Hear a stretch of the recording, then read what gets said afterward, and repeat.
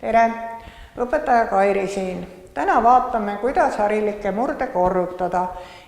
Esimesena vaatame harilike murdude korrutamise reeglit. Reegel on äärmiselt lihtne. Selleks, et ühte harilikku murdu teise hariliku murruga korrutada, me võtame esimese murru lugeja, korrutame selle teise murru lugejaga, võtame esimese murru nimetaja, korrutame seda teise murru nimetajaga. Nii, teeme mõned näited ka. Olgu meil üks teguritest naturalarv, teine teguritest harilik murd.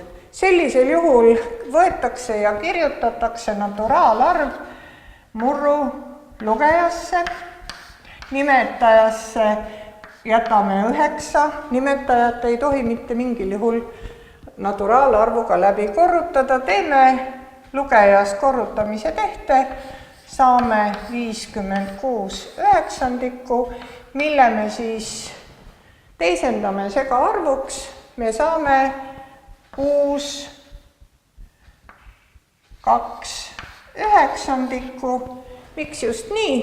Kohe kontrollime. 6 korda 9 on 54, 54 pluss 2 annabki esialgse murru lugeja 56. Läheme edasi. Järgmisena võtame näite, kus meil on mõlemad tegurid harilikud murrud. Selleks me järgimegi siis otseselt reeglit, kus me võtame murdude lugejad, kirjutame need ühisele murrujoonele lugejasse, võtame murdude nimetajad, kirjutame need ühise murrujoone nimetajasse.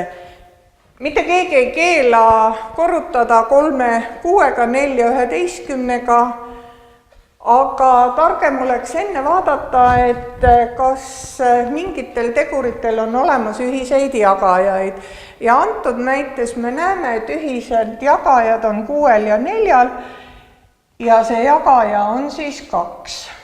Ja me saame uued tegurid.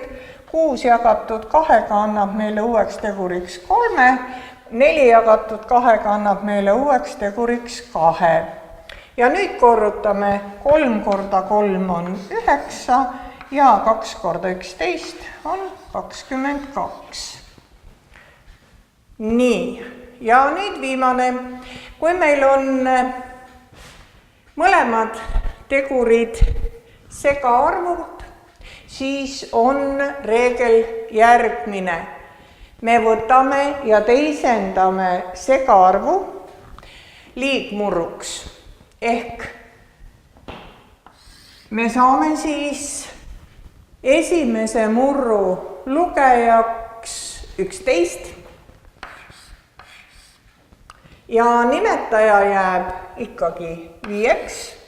Me võime juba välja kirjutada ka teise segaarvu murdosast nimetaja, mis on ka 5 ja nüüd leiame siis teise lugeja, mis on siis 3 korda 5 on 15 ja 15 pluss 4 annab meile tulemuseks 19.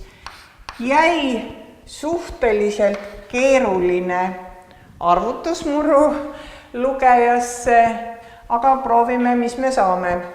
Me saame 10 korda 19 on 190 ja 190 pluss 19 annab meile vist siis tulemuseks 209. Õnneks on murru nimetajas lihtsamad arvud. 5 korda 5 annab meile 25. Ja jälle on tulemuseks muidugi liigmurd, mille me siis uuesti segaarvuks tagasi teisendame ja saame siis täisosaks 8, murdosa lugejasse tuleb 9 ja nimetajasse jääb 25. Loodan, et sinul nii keerulisi ülesandeid lahendada ei ole tarvis, aga edu sulle ülesannete lahendamisel.